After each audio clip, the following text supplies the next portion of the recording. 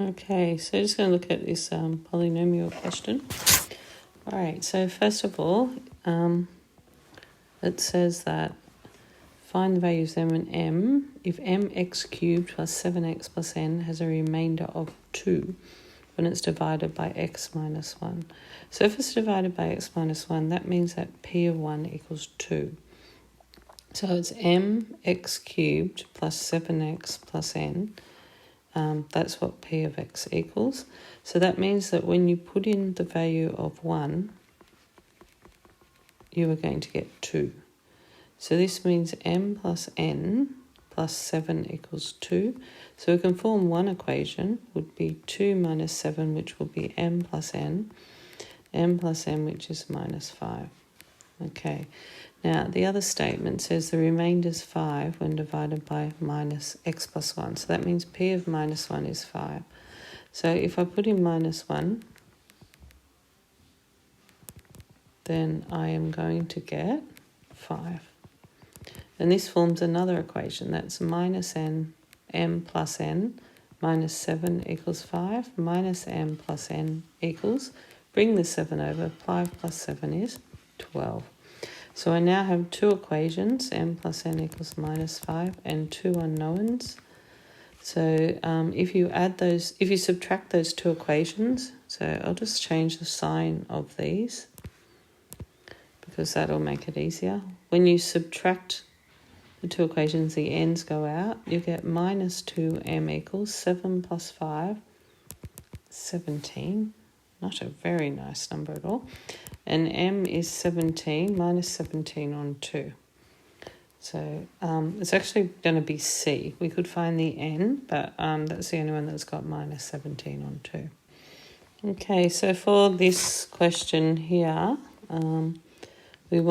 that's the polynomial a to the x, and we want to divide, so p of x equals that. Write p of x in this form here, a of x times q of x plus r of x. Here is we need to divide by a of x. Okay, so we need to take the x squared minus 2x. I might just change pen colour.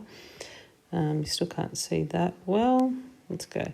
X squared minus 2x, and we want to divide that into 4x4 minus 3x cubed minus 2x. So if we divide the x squared into the 4x, then that becomes 2x squared, 4x squared. So 4x squared times x squared is 4x4, and 4x squared times minus 2x is minus 8x cubed. And now changing the sign of this, when I subtract it, then they go out. Minus 3x cubed plus 8x cubed gives you 5x cubed minus 2x. Then I put x squared into 5x squared, which gives you 5x. So that will give you 5x times x squared is 5x cubed. 5x times minus 2x is minus 10x squared. Subtract the second one, so they go out. Minus 2 plus, that'll be plus 10x squared minus 2x, because remember they're actually different things.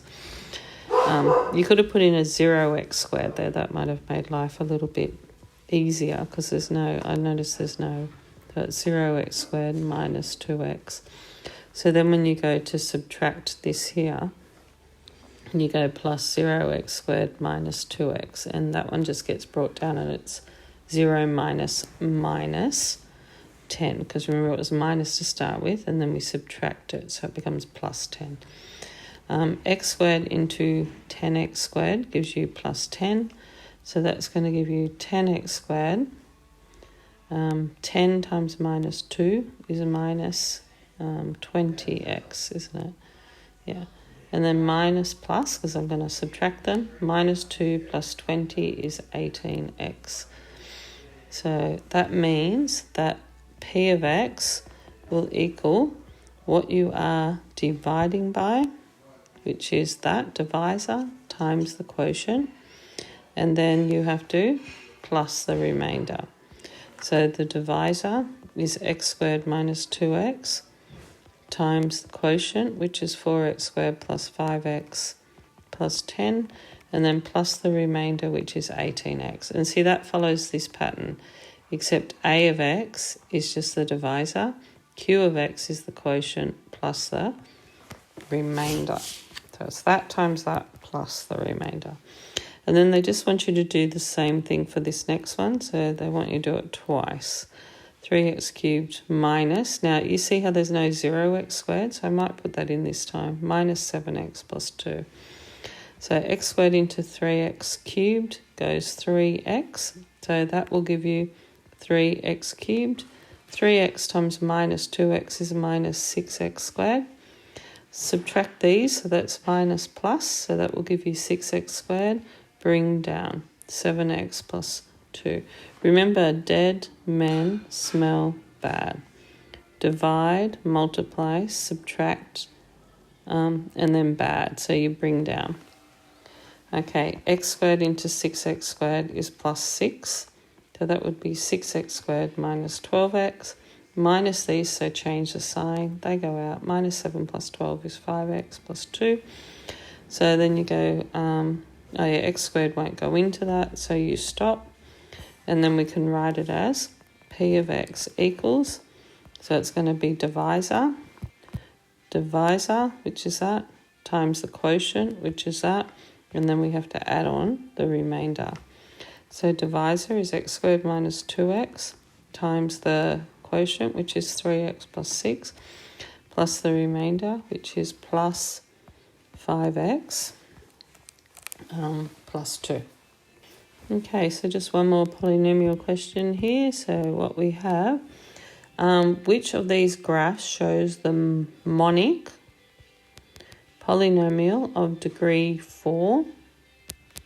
A double 0 at x is minus 2, so that would be x plus 2 squared.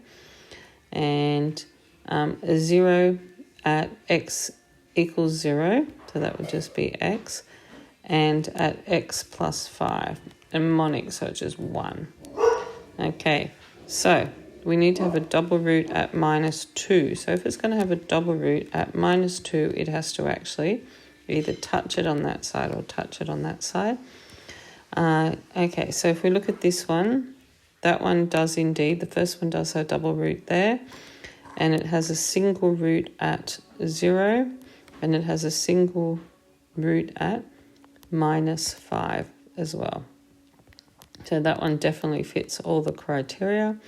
And if we look at this one, it's not that one, because we needed it minus 5 and minus 2. And we've got them on opposite sides. That one's not.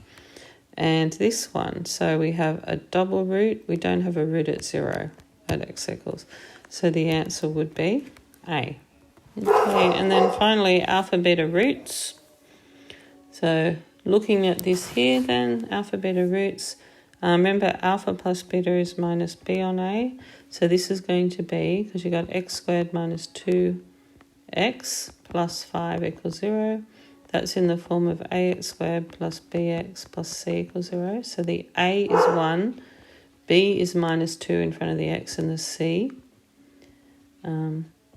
is 5. So minus b on a would be minus 2 on 1. So it's just 2. Alpha beta, so that'll be minus plus, will be c on a, which is 5 on 1, which is 5. Now when you go to do the second one, remember when you have a square, you pull the square out and then you subtract 2 at a time. So that means that's going to be 2 squared minus 2 times 5, which is 4 minus 10, which is minus 6.